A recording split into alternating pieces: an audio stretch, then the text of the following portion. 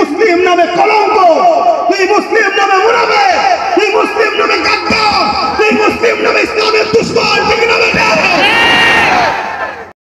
সূরা ইয়াসিন এ যুবকের ইয়াসিন কুরআনুল হাকীম হে আমার হাবিব হে আমার ইয়াসিন ওয়াল কুরআনুল হাকীম এই কুরআন হাকীমের আমি কসম করি হে আমার ইয়াসিন যদি বুঝেন না তাই তাকে এইভাবে ডাকা হয় না অর্থাৎ কেউ প্রেজেন্ট করতে শিখছে এ যুবকেরা তরুণেরা আল্লাহ নবী নবী 40 বছর বয়স হয়ে গেল নবী আমার ডিউটি শুরু করে দিলে এই সময় নবী আমার বকরি জবাই করলে ওই বকরি জবাই করে নবী আমার খানা করে সাহাবাদিয়াকে নিজের মিলাদের খানা খাইয়েছে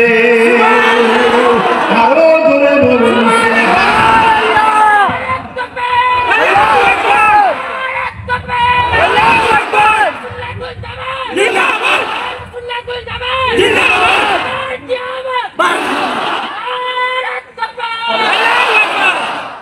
হুজুর নিজের মিলাদের খানা নিজে করছে না করেন কিছু মানুষ বলে এটা আকিকা করেছিল আমি তর্কে যাবো না আকিকা মানুষ জন্ম হলে করেন মরে গেলে বলবেন তো আকিকাতে মিলাদকে কেন্দ্র করেই হয় কিন্তু মনে রাখবেন আমার নবীর আকিকা নবী পাকের দাদাজান হযরত আব্দুল মুতালিব হুজুর 7 দিন যখন নবীর বয়স দুনিয়াবি তখন আকিকা করে দিয়েছেন জোরে বলুন সুবহানাল্লাহ এটা নবী মিলাদের খানা করেছেন জোরে বলুন সুবহানাল্লাহ এই মাহফিলগুলো আমরা কি আলোচনা করি এই মাহফিলগুলোতে আমরা নবী পাকের সুন্দর আলোচনা করি এবারে আগে শুনুন আল্লাহ নবী হুজুর মুবারক থেকে বেরিয়েছে হুজুর মুবারক থেকে বেরিয়ে নবী আমার সাহাবাদের দিকে এগিয়ে যেতে লেগেছে আল্লাহ নবী দেখতে লেগেছে সাহাবা হুজুরা বসে বসে একটা মজলিস করেছে ওই মজলিসে আলোচনা হতে লেগেছে আল্লাহ নবী জিজ্ঞাসা করতে লাগলে এই বসার কারণটা তোমাদের কি ওই সময় তারা বলতে লেগেছে ইয়া রাসূলুল্লাহ হাবিবাল্লাহ আল্লাহ আপনার মতো নিয়ামতকে আমাদেরকে দিয়েছেন শুকরিয়া আদায় করছে আমরা আপনার মিলাদ আলোচনা করছি আপনার আগমন কেন্দ্রিক আলোচনা করছি আল্লাহ নবী বললেন এর উপরে তোমরা কি কসম দিতে পারবে তার মধ্যে লাগলো হ্যাঁ দিতে পারবো আল্লাহ নবী বললেন শুনে রেখে দাও আমি নবী আমার জন্য তোমাদের উপরে শাফাত ওয়াজিব হয়ে গেছে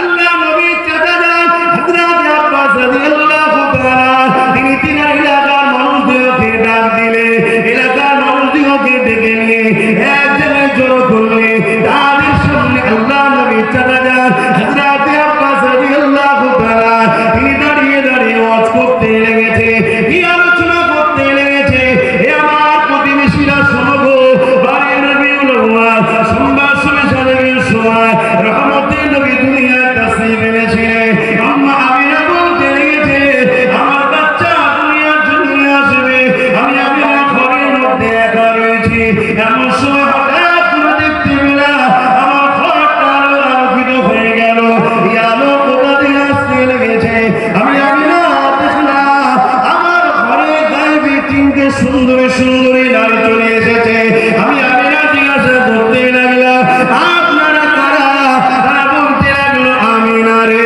সাইয়্যিদুল মুরসালিন দুনিয়া আসবে তার আম্মা সেবার জন্য আল্লাহ আমাদেরকে পাঠিয়েছে আমরা হলাম আল্লাহ পাকের জান্নাতি আরো জোরে বলুন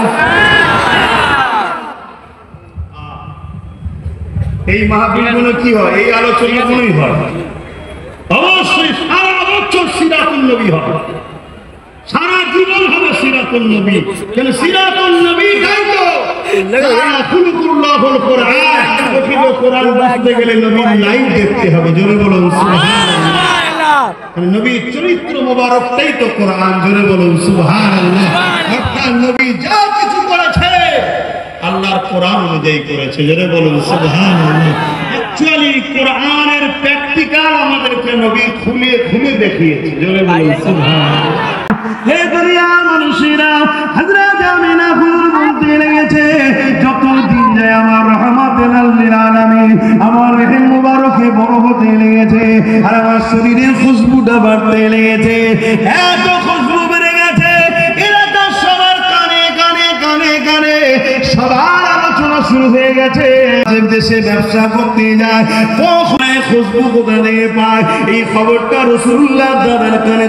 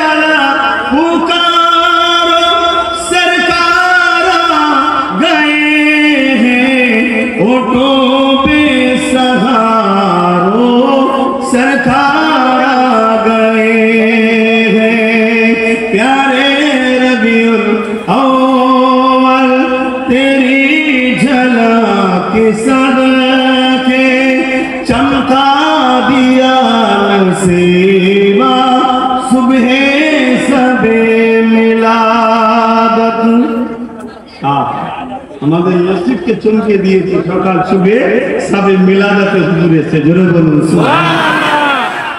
জুমানা হে মান লো, জুলে না হে সুলে লো, জুমানা হে মান লো, জুলে না হে সুলে লো, দুনিয়া के ताजदारो सरकार आ गए हैं, दुनिया के ताजदारो सरकार आ गए हैं। प्यारे रबीउल अव्वल तेरी झलक सदके चमका दिया नसीबा सुबह सबे मिलादत। अल्लाहुम्मा सल्ली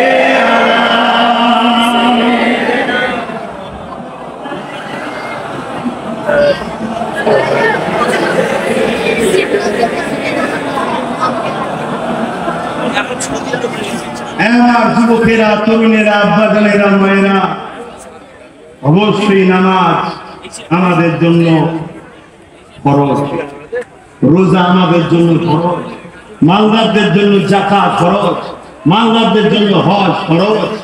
অবশ্যই ইনসাফ করতে হবে, ইনসানিয়াত করতে হবে, ন্যায় প্রতিষ্ঠিত করতে হবে, মা বাপকে ভালোবাসতে হবে, বড়দের সম্মান, ছোটদের স্নেহ করতে হবে, নিজের মুল্ক মাতৃভূমিকেও পিয়ার করতে হবে, সর্বধর্মের মানুষের সহযোগিতা করতে হবে। এই সবটা নিয়েই আমাদের জিন্দেগি। কিন্তু এই সব কিছু পেয়েছি হুজুরের সদকায়। জোরে বলুন সুবহানাল্লাহ। হুজুরকে বাদ দিয়ে এগুলো করা চলবে না, হুজুরকে নিয়ে এগুলো করতে হবে, অর্থাৎ হুজুরের দেখানো স্টাইলে করতে হবে। হুজুর হলেন আমাদের জন্য মডেল। লাকাদ কানা লাকুম ফি রাসূলিল্লাহি উসওয়াতুন হাসানা। হুজুর হলেন আমাদের জন্য সবথেকে উত্তম একমাত্র মডেল। হুজুরকে তো মহব্বত, হুজুরের সিরাত, হুজুরের মেরাজ, হুজুরের লাইফ স্টাইলের প্রতিটা জিনিসই আমাদেরকে ফলো করতে হবে। কেন হুজুর আমাদের জন্য মডেল। সমাজ থেকে শুরু করে সমাজনীতি, ধর্মনীতি, এডুকেশন নীতি, পরিবার নীতি, রাষ্ট্রনীতি, রাজনীতি, সব নীতি তো হুজুর মডেল। বাকি কেউ তো মডেল নয়, বাকি কাউকে মানাই তো হারাম। কিন্তু হুজুরের সিরাতটা নিতে গেলে মিলাদটাও তো বিশ্বাস করতে হবে। আর এটাও গর্বের সাথে বলি, যারা মিলাদ বিশ্বাস করে তারাই তো প্রকৃত তাওহীদবাদী। জোরে বলুন সুবহানাল্লাহ। যারা মিলাদের পক্ষে নয় তারা তৌহিদবাদী হয় বলে সন্দেহ আছে। কেন মিলাদ করেই প্রমাণ করে দিচ্ছি যে নবী আল্লাহ না। কেন আল্লাহর মিলাদ নাই। মিলাদ মানে বললাম আল্লাহ আমরা জন্ম, আল্লাহ কি জন্ম হয়েছে শেষ নাই। মিলাদ দিয়েই প্রমাণ করে দিই আমরা হুজুরকে আল্লাহ বলি না, আল্লাহর পিয়ারা বান্দা বলি। জোরে বলুন। তাই তো মিলাদের মাহফিল হওয়া দরকার এবং প্রতিটা বাড়ি সাজা দরকার। বাড়ির রবিউল আউয়ালে প্রতিটা বাড়িতে ছোট ছোট করে হলো নিজের সন্তান পরিবারদের নিয়ে বসে মিলাদ করা দরকার। অর্থাৎ নবীর আগমনের কিছু কথা আলোচনা করলে যেটা জানো, এত অসংখ্য জানো না কে বলেছে, ওটা নিজে আলোচনা করো, করে তুমি দোয়া করে নাও, নিয়ে যা একটুখানি খানা করলে নিজেরা খেয়ে নাও। রোজই খাওয়া হয়, রোজই ভালো মন্দ করো, শুধু নিয়ত করে নাও আজকে হুজুরের একটু আলোচনা করব, একটু বাচ্চাদের নিয়ে শিখাবো, একটু দোয়া করবো। এই বিরিয়ানিটা রাখলাম, খানাটা করলাম, ওটা হুজুরের মিলাদ উপলক্ষ করে ফাজিলাত তাবারুক হয়ে যাবে। জোরে বলুন। সময়ের দিনকে আমাদেরকে খেয়াল করতে হবে। প্রতিটা রবিউল আউয়ালের চাঁদ উঠলে যে যার এলাকাকে সাজিয়ে করো, পুরো গ্রামকে পরিষ্কার করো, ঝোপঝাড় জঙ্গল পরিষ্কার করো, সর্বসময় করতে হবে। কিন্তু রবিউল আউয়ালের স্পেশাল প্যাকেজ থাক, কবরস্থান পরিষ্কার, রাস্তাঘাট পরিষ্কার, মসজিদ ধোও, এলাকা নিজের বাড়ি পরিষ্কার করো, লাইট লাগাও, সুন্দর করে ইসলামী ঝান্ডা লাগাও। এইরকম যখন হতে থাকবে, তোমার আমার নিউ জেনারেশন ছোট ছোট বাচ্চাগুলো বলবে, আব্বা এটা কি হচ্ছে, মা এটা কি হচ্ছে, আরে আমার নবীর আগমনের মা, আবার পরের বছর করছো কি হচ্ছে, আমার নবীর আগমনের মা, আবার কি হচ্ছে, নবীর আগমনের মা। তোমার বাচ্চার দিলে অটোমেটিক তোমার নবীর প্রেম, আদব, ভালোবাসা, আগমনের দিনটা ঢুকে যাচ্ছে। জোরে বলুন সুবহানাল্লাহ। আর চিৎকারতে বলুন সুবহানাল্লাহ।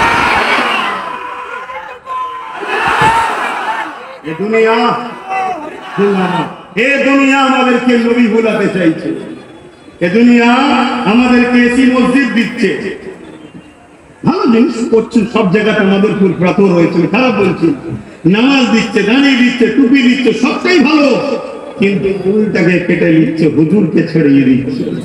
52টা জুম্মা হয় মসজিদে, 52 জুম্মা হয়, হুজুরের আলোচনা কথা হয়। এগুলো তো খেয়াল করতে হবে। তুমি যদি হুজুরের হও, যেখানে হুজুরের চর্চা নেই সেখানে তোমার থাকার প্রয়োজন না। এটাই তোমার আকীদা হওয়া দরকার। কি ঠিক বললাম নাকি? এটাই আদর্শ হওয়া দরকার। যে কোনো দলের বক্তাকে নিয়ে আসো, বক্তা দাঁড়িয়ে কি বলে, তার দলের নেতার প্রচার করে, আমার নেতা এই করেছে, আমার নেতা এই করেছে, আমার নেতা ব্রিজ করেছে, আমার নেতা প্লেন করেছে, আমার নেতা এই করেছে, হয়তো সব ভেড়ে বিক্রি করে দিয়েছে, তারপরেও প্রচার করে না, করে না। কেন করে? এদের সামনে ওরাগুলো আমার নেতাকে প্রেম করে, তো সবটাই নেতা নেতা নেতা নেতা। আর উম্মতে মুহাম্মদ দাবি করে, উলামা দাবি করে, ইমাম দাবি করে, পীর দাবি করে, পীরজাদা দাবি করে, জলসায় উচ্চ মসজিদের মিম্বরে দাঁড়াচ্ছ। তোমারও তো উচিত নেতাকে চিনো। নেতা নেতা চিনলে কোরআন চিনবে, নেতা চিনলে রাসূল আল্লাহ চিনবে। কারণ মুহাম্মদ রাসূল ছাড়া আল্লাহ পাওয়া যাবে না। আল্লাহ সেই নিজাম করে দিয়েছে। আল্লাহ তাই বলছে, কুল হুয়াল্লাহু আহাদ। হাবিব আপনি বলে দিন আল্লাহ এক। জোরে বলুন সুবহানাল্লাহ। আল্লাহ তো ডাইরেক্ট বলতে পারতো হুয়াল্লাহু আহাদ, আল্লাহ তিনি যিনি এক না। আপনি বলুন কুল হুয়াল্লাহু আহাদ, আপনি বলুন আল্লাহ এক। আপনার মুখে আমার প্রচার হবে, আপনার মুখের প্রচারে যে আমায় মানবে সেই হলো প্রকৃত তাওহীদবাদী। তাকে আমি বলবো বাকি সব বাদ। কথা মাথায় ঢুকছে না লোকেরা? আকীদা ঠিক করে নিন। বড় কাবলা কুল হাবিব আপনি বলুন, এটা তাওহীদ নয়, এটা রিসালাত। এটা কি রিসালাত বলুন? যত ওয়াজি আপনাদেরকে শোনাই, আপনাদেরকে শুধু ফাজাইল শেখাচ্ছে। এটা করলে এই ফজিলত, ওটা করলে ওই ফজিলত, এটা করলে এই ফজিলত, ওটা করলে ওই ফজিলত। আচ্ছা বলুন তো ভাই, 1 লক্ষ লোক নিয়ে এসছি, দুটো হাত আছে, দুটো পা আছে, দুটো চোখ আছে, দুটো কান আছে, দুটো কিডনি আছে, 1 লক্ষ লোক নিয়ে এসছি, কিন্তু 1 লক্ষ লোকের কারো জান নেই। আর আরেকদিকে একটা লোক নিয়ে এসছি, একটা হাত নেই, একটা পা নেই, একটা চোখ নেই, কিন্তু জান আছে। পীরজাদা আমার খুব নেই, আমি তো মনে করি তোমাদের থেকে বড় পাপী আমি, কিন্তু জানটা আছে, জানটা অর্থাৎ ইমানটা আছে। এই বুঝাতে পারছি তো নাকি? কষ্ট করছি, আল্লাহর রাস্তায় বলে যাচ্ছি। আল্লাহ দোহাই দিয়ে বলে যাচ্ছি, আল্লাহ যাকে প্রেম করেছে, আল্লাহ যাকে ভালোবেসেছে, তাকে তোমরা ভালোবাসো যদি আল্লাহ পেতে চাও, না সব বেকার হয়ে যাবে। কিয়ামত দিন তোমার নামাজ, তোমার রোজা, তোমার হজ, তোমার দাড়ি, তোমার টুপি নিয়ে আল্লাহ তোমার মুখে ছুঁড়ে নিক্ষেপ করবে। তোর নামাজের মুখাপিক কি নাকি, তোর রোজার মুখাপিক কি নাকি? আমি পড়তে বলেছি তোর উপকারের জন্য, কিন্তু আমার বন্ধু হতে পারলি না তোরা, যাকে আমি ভালোবাসি তোরা তাকে ভালোবাসতে পারলি না, তার মিলাদকে তোরা বানাতে পারলি না, তার আগমনকে নিয়ে আমি কত কিছু অলৌকিক ঘটনা ঘটিয়েছি। হ্যাঁ, দুনিয়ায় কোটি কোটি বাচ্চা হয়, কারো বাচ্চাদের ফেরেশতা পাঠায়নি, কারো বাচ্চাদের জিবরাইলকে পাঠায়নি, কারো বাচ্চার সময় জান্নাত থেকে হুর পাঠায়নি, কারো বাচ্চা আসবে। আর তার ইস্তেকবাল করার জন্য আকাশের তারাগুলোকে নাবি আমি লাইটিং করে দিইনি। জোরে বলুন সুবহানাল্লাহ। জানেন তো নাকি, আম্মা জান আমেনা বলছেন, আমি আমার দেখতে পেলাম আমার বাড়ির ছাদে আকাশের তারাগুলো সব নেমে আসছে, এসে পুরো বাড়িতে সেজে গেল বাড়ির ছাদে। যেমন আমরা লাইটিং করি, আমার আল্লাহ তিনার হাবিবের বা আগমনে তিনি আকাশের তারাকে নাবিয়ে আমেনার ঘরকে আলোকিত সাজিয়ে দিয়েছে। জোরে বলুন সুবহানাল্লাহ। ও ভালো করে শুনুন, এখন বিজ্ঞান মুচকে হাসতে পারে, বিজ্ঞান মুচকে হাসতে পারে যে তারা যদি এক জায়গা থেকে আরেক জায়গায় ছড়ে তাহলে দুনিয়া উলটপালট হয়ে যাবে, বিরাট কিছু ক্ষতি হয়ে যাবে। বিজ্ঞান মুচকে হাসতে পারে। আমি এই 150 বছরের বিজ্ঞানকে বলবো না, তখন অনেক ঢিলে আছে, টাইট আমাদের কাছ থেকে করতে হবে। শুনছেন তো নাকি?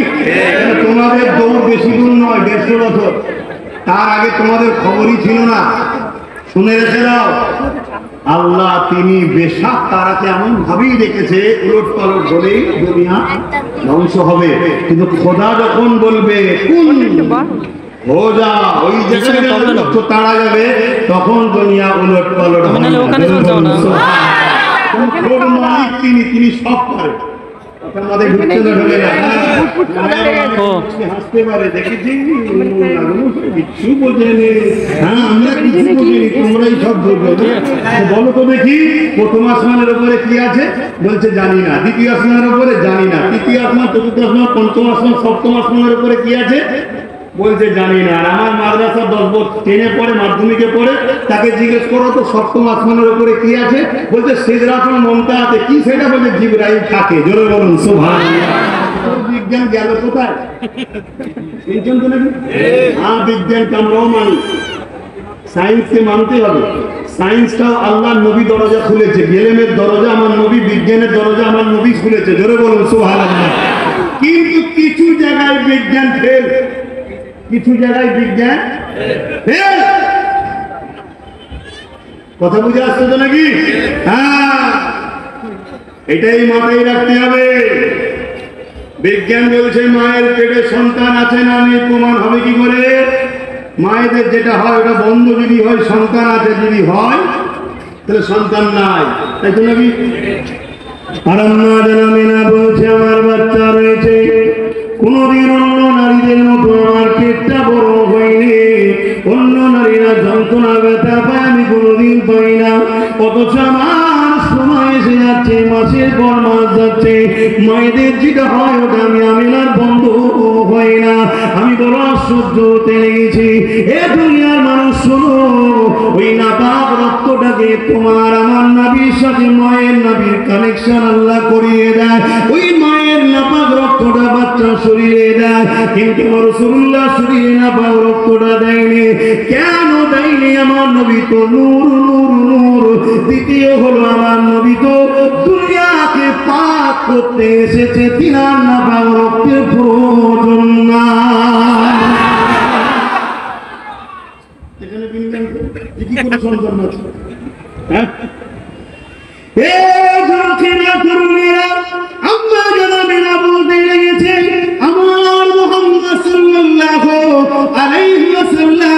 আব্দুল্লাহর সিনা থেকে আমার রেহের মুবারক চলে এলো। ওই সময় আমি অবাক হতে লাগলাম। আমি ঘরের মধ্যে যে ঢুকেছি, আমার ঘরের দরজা ঘরে দেয়াল গুলো আমি আমেনাকে সালাম মুবারকবাদ দিতে লেগেছে। আলোচনা হচ্ছে সুবহানাল্লাহ, কার বলা হচ্ছে? আল্লাহ। আল্লাহ তোমার নবীকে এত শাননা করেছে। তাহলে মাহফিলে নবীর শিশুবেলা আলোচনা হবে, মূলত আল্লাহর কুদরতের নিদর্শনের আলোচনা হচ্ছে। এটা সমস্যা কোন জায়গা? না, নবী ভুলাতে হবে, নবী ভোলাতে হবে। তাই যখন দেখছে কোনোভাবে মিলাদ বন্ধ করতে পারছে না, তখন আবার নতুন করে আরেকটা প্ল্যান করেছে, কি মিলাদুন নবীর নামে যুব সমাজের হাতে ডিজে বলতে দেওয়া, হই হই করে আমাদের এখানে দিয়ে না, রোড অবরোধ করে সর্বধর্মের মানুষের দেশে অন্য ধর্মের মানুষের কষ্ট দিয়ে, এটা নবীর আদর্শ হতে পারে না। ইসলামিক কান্ট্রি হলে সবাই যেখানে ইসলামের অনুসারী, সরকারি ভাবে সেখানে জুলুস বাইর, সেটা ভিন্ন ব্যাপার। আপনিও জুলুস বার করতে পারে উঁচু অবস্থায় মাথায় টুপি দিয়ে ইসলামী লেবাসে পাক পবিত্রতার সাথে আপনার মুসলিম মহল্লায়, মুসলিম এলাকায় আপনি শান্তিভাবে ঘুরলেন, হুজুরের স্লোগান দিলেন, লাইন দিয়ে গেলেন, আমার শরীয়তে সেখানে নিষেধ না।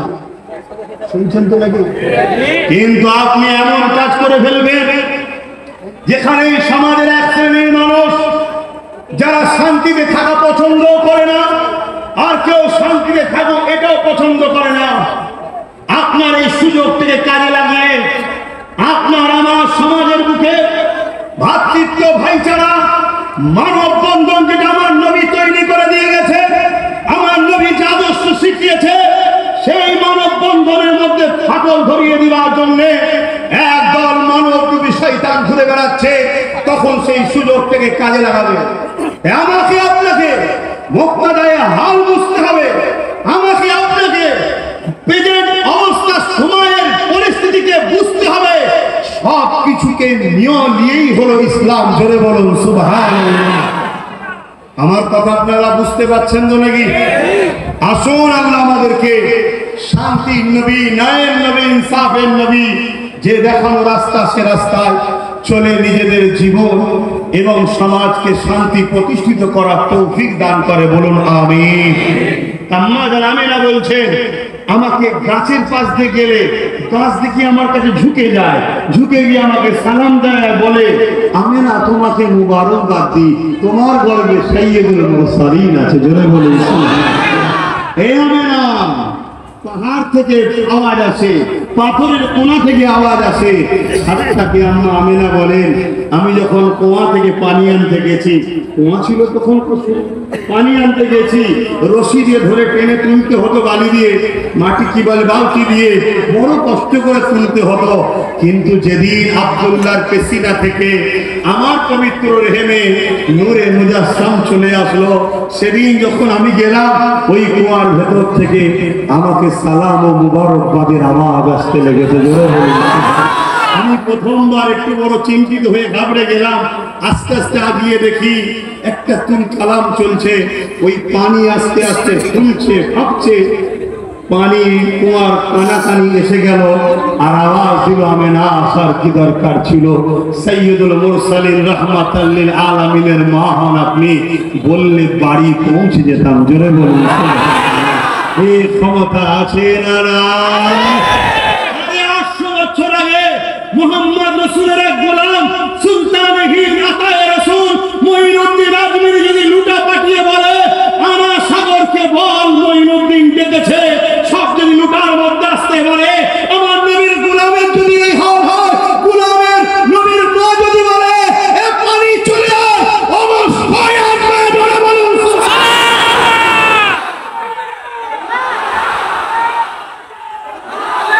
এই বিষয়ে আর একটা আপনাদের ঘরে হাদিস শোনা, আর একটু দিলটা মজবুত হয়ে যাবে। হবে তো নাকি? যারা প্রেম করে তাদের কাছে দলিল লাগে না, প্রেম যারা করে তাদের কাছে দলিল লাগে না। সব জায়গাতেই আগিয়ে থাকবো, আর হুজুরের বেলায় দলিল ঘটে কেন? হ্যাঁ, দুনিয়ার চোর ছেঁচড়া বদমাই লুটেরা খুনি নেতা এলে দাঁড়িয়ে যাও, তখন দলিল ঘটে নাকি যে ও এলে না জানাতে হবে?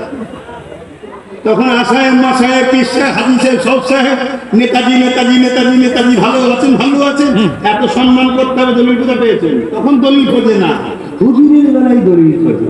তাহলে জানতে হবে এর মধ্যে কিছু সমস্যা আছে। এইরকম সমস্যা যাদের আছে তাদের থেকে দূরে থাকা দরকার আছে না? না, মানে এই ভাইরাস মারাত্মক ভাইরাস।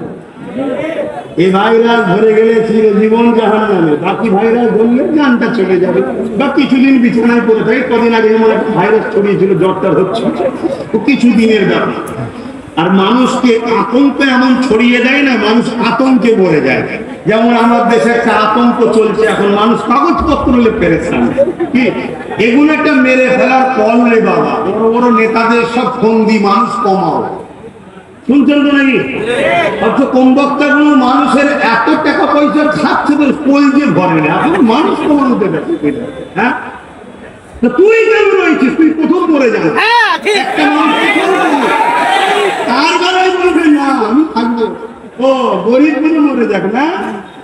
আজও দুনিয়ায় পানি হয় গরিবদের জন্য, আজও দুনিয়ায় সূর্য ওঠে গরিবদের জন্য, আজও দুনিয়ায় ফল ফুল আল্লাহ দিচ্ছে গরিবদের জন্য। গরিবরা এদের জন্য আজও দুনিয়াতে আল্লাহ সাহায্য সাহারা দেয়, কেন গরিবদের ঘরে আমার আল্লাহ পছন্দ করে। ও মাথায় রাখবেন, গরিবদের সঙ্গে খবরদার খারাপ ব্যবহার করবেন না। ভালো যদি বাঁচতে নাও পারেন, খারাপ ব্যবহার করবেন। সে যদি গরিব অন্য ধর্মেরও হয়, আঘাত দেবেন না, কেন গরিবের দিল বড় নাজুক হয়। কথা বুঝে আসছে? আল্লাহ আমাদেরকে বলুন আল্লাহ আমিন। তো আমি একটু মাঝে মাঝে অন্যদিকে চলে যাচ্ছি, আপনাদের অসুবিধা হচ্ছে। আমি কি কথা বলছিলাম? হ্যাঁ, আমার রাসূলের পাক সাল্লাল্লাহু আলাইহি সাল্লামের কাছে একজন অমুসলিম এসেছে, এসে বলছে আপনি যে নবী দাবি করেছেন, কিছু মুজিজা দেখান তো, কিছু দেখান। আগামী 40-এর মধ্যে ইউরোপ দুনিয়ার সংখ্যা গুরু হবে ইসলাম। জোরে বলুন প্রেসিডেন্ট তোরা, নেতা তোরা, মিলিটারি তোদের, ফোর্স তোদের, গুলি তোদের, কামান তোদের, পরমাণু শোষের মেয়ে বলছে আমি কোরআনের হাফেজে মুসলমান হয়ে গেছি। অন্য ভাইকে দেবে না? দেবে না? হ্যাঁ, বুঝে জন্য বলছি। আল্লাহ দিন ইসলামের মতো নিয়ামত যিনি দিয়েছে, এই দিনে মসজিদ আছে, মাদ্রাসা আছে, কবরস্থান আছে, সাদগা আছে, ঈদগাহ আছে, তুমি পাগলামি করছো? তোমাকে হেফাজত করতে হবে না? এই যে মিনার মসজিদ কত সুন্দর, একটা রোডের ধারে হাজারো লক্ষ লোক যায়, সর্বধর্মের লোক যায়, ছোট ছোট বাচ্চারা যায়, সবাই যায়, ঘুরে ঘুরে দেখে। সবাই জিজ্ঞেস করে আপনার এটা কি, ওটা কি, মা এটা কি? আবার মসজিদ আওয়াজ, আল্লাহু আকবার, আল্লাহু আকবার। এটা কি হচ্ছে শুনছেন? হ্যাঁ, এখানে একটা জিনিস আছে সবার, কি জানো? রূহ, কি আত্মা। এটা কি দেখেছেন কেউ? কোন ডাক্তার দেখিয়ে যে টেলিস্কোপ মেশিন? এটা কি? এটা হলো আল্লাহর হুকুম। এটা কি? আল্লাহর হুকুম। সে যেই হোক, যখন মসজিদে আল্লাহু আকবার বলবে,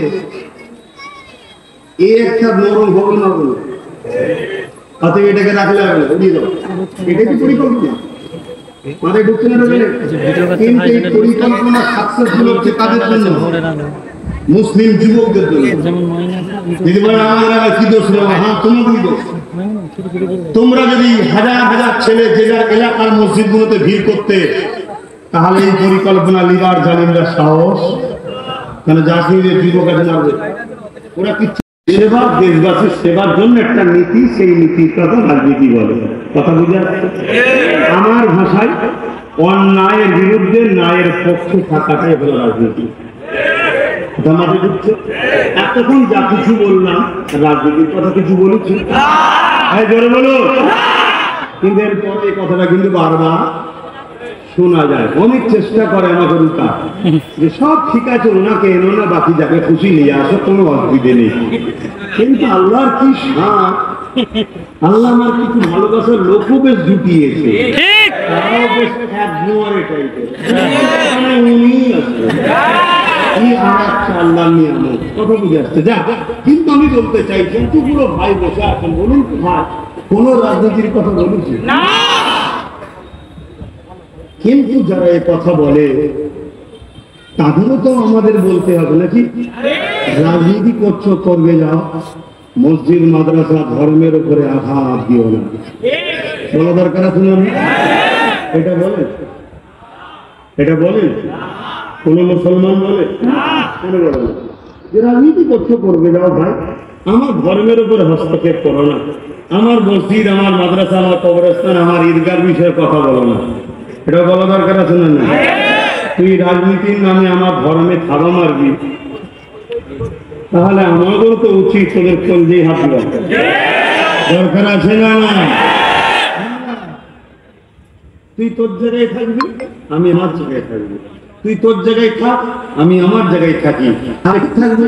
তুই যখন দেখবি মারাচ্ছিস, হ্যাঁ, শয়তান হয়ে, বদমাইশ হয়ে, লম্পট হয়ে, চোর হয়ে, ডাকাত হয়ে, খুনি হয়ে, চরিত্র হয়ে, তুই যখন দেখবো আমার ধর্মের উপরে মাথা মারছিস, আমি ছেড়ে দেবো?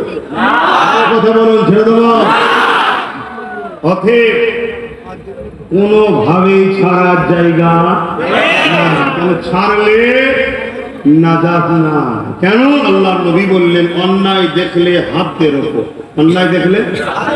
হ্যাঁ যুবকরা মন দিয়ে শোনো, কোটি কোটি লোক তো মোর্চার জানাজা হচ্ছে, খবরে কি হচ্ছে খোঁজ রাখো। হ্যাঁ, আল্লাহ নবী বললেন অন্যায় দেখলে হাত দিয়ে রাখো, যদি হাতে ক্ষমতা না থাকে মুখ দিয়ে প্রতিবাদ করো, মুখে যদি প্রতিবাদ না থাকে অন্তর থেকে ঘৃণা করো। এই তিনটের মধ্যে কোনোটা যদি না থাকে, রাসূল বলছে তার মধ্যে ঈমান নাই। রাজ কেউ অন্যায় করবে, জুলুম করবে, অত্যাচার করবে, মানবতার বিরুদ্ধে, মনুষ্যত্বের বিরুদ্ধে, ইনসাফের বিরুদ্ধে, কেউ সন্ত্রাসবাদ হবে, জঙ্গিবাদ প্রতিষ্ঠিত করবে, আমার নবীর ইসলাম অনুযায়ী তার বিরুদ্ধে হাত দিয়ে লড়তে হবে, এর নাম ইসলাম। যদি হাত দিয়ে না লড়ো, মুখ দিয়ে প্রতিবাদ করতে হবে, এর নাম ইসলাম। যদি মুখ দিয়ে প্রতিবাদ করতে না পারো, কমসে কম তাদেরকে ঘৃণা করতে হবে। এই তিনটার মধ্যে কোনোটা যদি না থাকে, রাসূল বলছে তার মধ্যে ঈমান নাই। কথা শুনছো বলে? তাহলে তোমার জন্য কি আমি বেঈমান হয়ে যাবো নাকি? সব বিষয়ে প্রতিবাদ করি, সব বিষয়ে কথা বলি, আর অন্যায় অত্যাচারের বিরুদ্ধে বলা যাবে না? এটা আওয়াজ দিচ্ছেন না কেন? এটা আমার ধর্মের হুকুম। এখন বিয়ে বাড়ি দাওয়াতে গেছে একজন 5টা বাচ্চা নিয়ে, আর একজন একা গেছে। কি রে ভাই, আমি একা এসছি, তুই 5টা বাচ্চা নিয়ে এসছিস। এখন ওই লোকটা যদি মুখের উপরে বলে দেয় খোদা তোকে মেরে দিয়েছে, তোর ছেলে নেই, টানবি কি করে? আমার দিয়েছে তাই এনেছি, ভুল কিছু বলবে? অতএব কেউ যদি কার কি আছে না আছে আমার দেখার দরকার নেই, কিন্তু আমার ইসলাম কমপ্লিট না আনকমপ্লিট? আমার ইসলাম যখন কমপ্লিট, আমার ইসলামের রাজনীতি আছে না? এই শিক্ষাটা দেবে কেন? চোখ দেবে, মাতাল, ঘুষখোর, গেঁজাখোর, চরিত্রহীন দেবে? নবী ওয়ারিস না? শুনছেন না? শুনবেন। কিন্তু এরপরও আবার বলছি, এতক্ষণ আলোচনা হলো, কোনো কিছু বলেছি?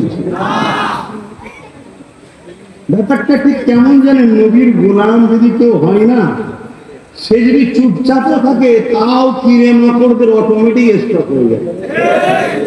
এটা খোদার পক্ষ থেকে একটা শান। তাই তোমাদেরকেও বলি নবীর গোলাম হও, নবীর গোলাম হও, নবীর গোলাম হও। আসো একটু হুজুরকে সালাম দিই, তবে একটা বিষয় না বলে গেলে আমি আল্লাহর কাছে ধরা পড়বো। তোর দাওয়াতকে আমি সালাম করি, কিন্তু বলতেই আমাকে হবে। একটু দাঁড়িয়ে যাও, সালামটাকে দিয়ে নি, তারপরে হবে। এই যে দাঁড়িয়ে আমরা সালাম দিই, আপনাদেরকে বলবো ভাই, মতনৈক্য করেননি। দুনিয়ার দিকে তাকান, কি হচ্ছে দেখুন। আমরা দাঁড়িয়ে কেন সালাম দিই এটা শুনেলেন। নিবার পরে যদি মনে হয় দাঁড়িয়ে দেবেন দেবেন, না হয় আপনার যেটা পছন্দ করবে যান না, জবাব তো আল্লাহর কাছে দেবেন। আমরা দাঁড়িয়ে দিই, নবী সাহাবা হুজুররা নবীকে দাঁড়িয়ে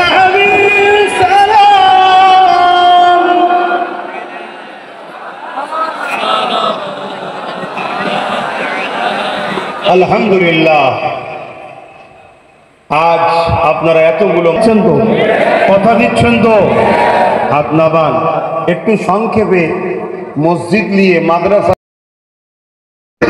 সংবিধানের বিরুদ্ধে, যদি সংবিধানের পক্ষে হতো তাহলে আলাদা কথা ছিল। সংবিধানের বিরুদ্ধে আইন তৈরি করেছে। সংবিধান বলেছে যার ধর্ম তার স্থান, তার কাছে রাষ্ট্র কারো ধর্মের পক্ষে বিপক্ষে দাঁড়াতে পারবে না। অপরদিকে বিশেষ এক ধর্মের পক্ষে দাঁড়াচ্ছে, ওটাও সংবিধান বিরোধী। তারপরেও যাও, আমরা অত রাজনীতির ভেতরে অত মাথা মারতে মুসলমান যাইনি, যা প্র্যাকটিস করে যা। কিন্তু অপরদিকে চুপ থাকার জন্য, মাথা না মারার জন্য আস্তে আস্তে আস্তে আস্তে সাপের পা দেখে ফেলেছে। শুনছেন না শোনেন? এবারে আমার মসজিদকে ভাঙতে চায়, আমার মাদ্রাসাকে ভাঙতে চায়, আমার ওয়াকফকে মিটাতে চায়। ওয়াকফ হলো ইসলাম ধর্মের একটা পাঠ। কেন্দ্র সরকার রাজ ক্ষমতা দিয়ে সে আমার ধর্মের উপরে আঘাত দিচ্ছে।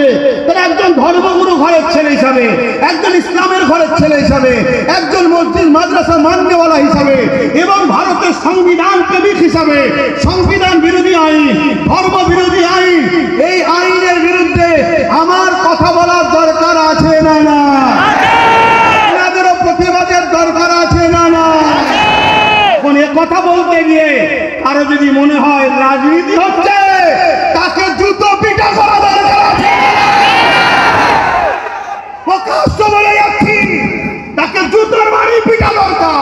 তুই মুসলিম নামে কলঙ্ক, তুই মুসলিম নামে মুনাফিক, তুই মুসলিম নামে গাদ্দার, তুই মুসলিম নামে ইসলামের দুশমন। ঠিক না বেটা?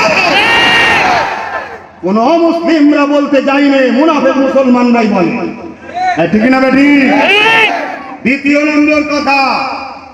নম্বর কথা, এই আন্দোলন তাহলে মসজিদ মাদ্রাসা খানকা কবরস্থানের বিরুদ্ধে কে বলুন? কেন্দ্র সরকার। কে? কেন্দ্র সরকার। তাহলে আমাদের আন্দোলনটা কার বিরুদ্ধে? কেন্দ্র সরকারের। আর কেন্দ্র সরকারের বিরুদ্ধে বলতে গিয়ে যদি কারো দিলে ব্যথা হয়, যদি কেউ নাক গলায়, কেউ যদি বলে কেন্দ্র সরকারের বিরুদ্ধে বলা যাবে না, ওয়াকফ কালাকানুনের বিরুদ্ধে আন্দোলন করা যাবে না, মসজিদ মাদ্রাসা নিয়ে কথা বলা যাবে না, তার বিরুদ্ধে আমাদের আন্দোলনের দরকার আছে না? না। তোমরা ভাই বোনে তো বেশ ভালোই মিল দেখছি এখন। অতএব আন্দোলন হবে কেন্দ্র সরকারের বিরুদ্ধে। এই আন্দোলনের বীজখানে যে বা যারা রুখতে আসবে, সে যেই হোক, সে পীর সাহেব হোক, পীরজাদা হোক, মুফতি হোক, মৌলানা হোক, হাজি হোক, নামাজি হোক বা অন্য কোন রাজনীতির নেতা হোক, সবার বিরুদ্ধে আমরা লড়াই করবো। রাজি আছেন?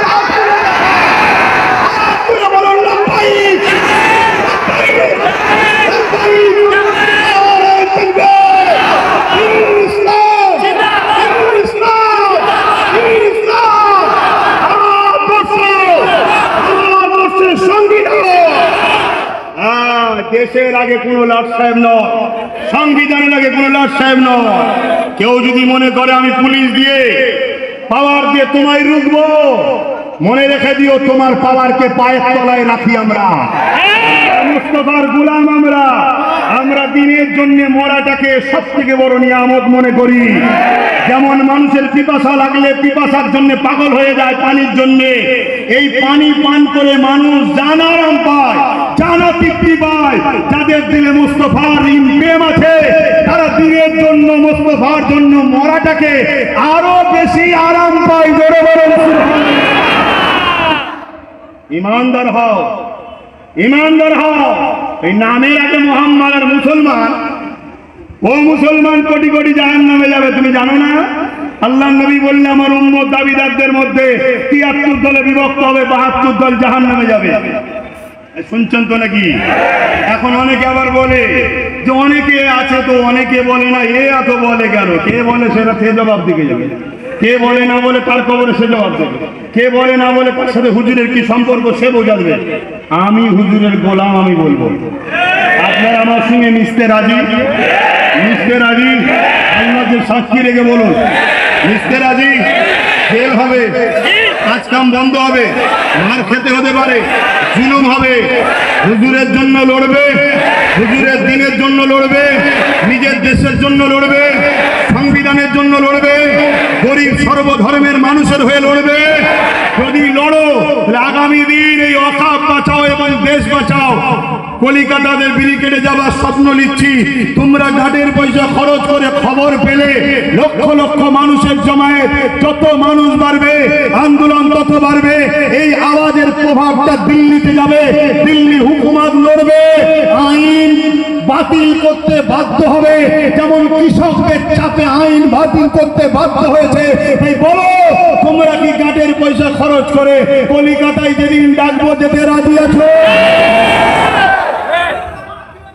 ধোকা হবে না তো? এবং ওই দিনে মুনাফিকও চিনা যাবে।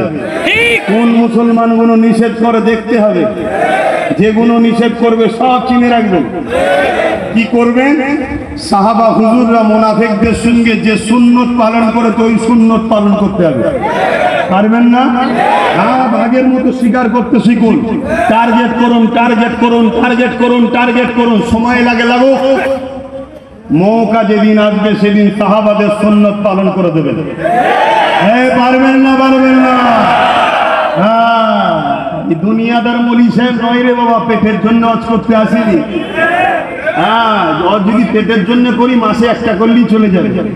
বছরে 12টা করব, বছরে 12টা করব, পেট চলে যাবে। তাও করতে লাগবে না, দরবারে বসে থাকলেই পেট চলে যাবে। আরে এতগুলো লোক বসে আছেন, আপনারা জলসা করে খান নাকি? জলসা করে খান? চলে না? চলে না?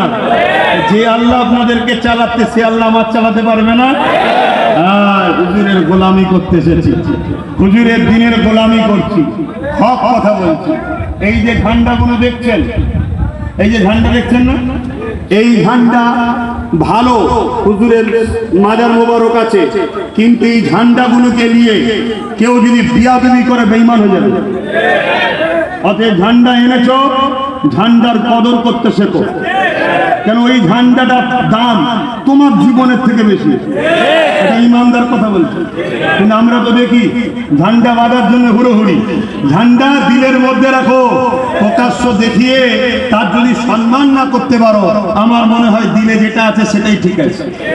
দ্বিতীয় নম্বর কথা, আমাদের সমাজে এক শ্রেণীর মানুষ, আমার এক শ্রেণীর ভাইদের ঘরে এই সব ঝান্ডা সম্বন্ধে একটু ভুল বুঝিয়ে রেখেছে। চাঁদ তারা মানে পাকিস্তানের, চাঁদ তারা পাকিস্তানের বাবাখালী সম্পদ নয়। চাঁদও আল্লাহর সৃষ্টি মানুষের জন্য, তারাও আল্লাহর সৃষ্টি মানুষের জন্য। কথা বুঝে আসছে না? নয়, চাঁদ তখন থেকে ছিল যখন পাকিস্তানের জন্ম হয়নি, তারা তখন থেকে ছিল যখন পাকিস্তানের জন্ম হয়নি। ওদের চাঁদও আমাদের, তারাও আমাদের, পাকিস্তানের বাবাখালী সম্পদ নয়। কিন্তু দুঃখের বিষয় আমাদের সমাজে কিছু ভুল বুঝিয়ে রেখেছে। যখন ভুল বুঝিয়ে রেখেছে তাহলে আমাদেরও তো উচিত প্রথম ভুলটা ভাঙাও। ভুল যখন ভাঙাতে পারোনি তাহলে এত হুড়োহুড়ি করো কেন? চাঁদ করালে ফেতনা লাগাচ্ছি না, তাহলে আমরা ফেতনা লাগাচ্ছি তো? আমার কথা কি কষ্ট পেয়েছেন? আমার বলছি কষ্ট পেলে কিচ্ছু করেন না, কিচ্ছু করেন নেই, তোমাদের দিশে হারা হয়ে যাবে।